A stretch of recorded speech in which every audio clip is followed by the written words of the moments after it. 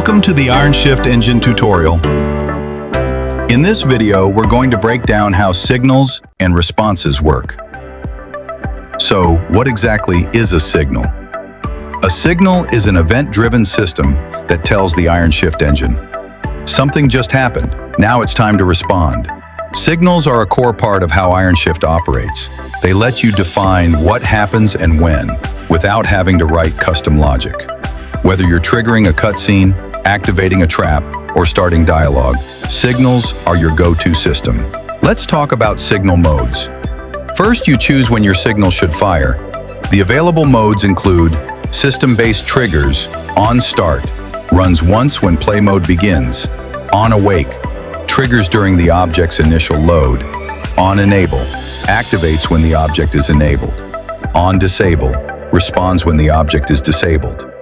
Player-based triggers, on player enter, detects when the player enters a trigger zone. On player exit, detects when the player leaves the trigger zone. On player stay, stays active while the player remains inside. You can even set a custom player tag to control exactly which objects count as the player. Now let's say you want to hook into Unity's built-in event system. Just enable the toggle called Good Old-Fashioned Event, and it gives you a Unity event callback that you can wire up to any game object, script, or method. No extra scripts required. Now, what's a response? A response is the action system. It tells the engine what to do when a signal is fired. Think of it like this. Hey, something just entered or exited. Now rotate that object, play a sound effect, and trigger a post-process effect.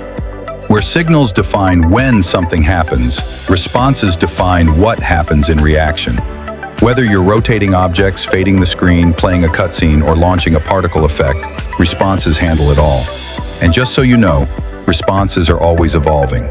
We keep adding new types and abilities in every update, so be sure to check the Tools About window to stay up to date with the latest version of ironShift engine. That wraps up the Signals and Responses tutorial.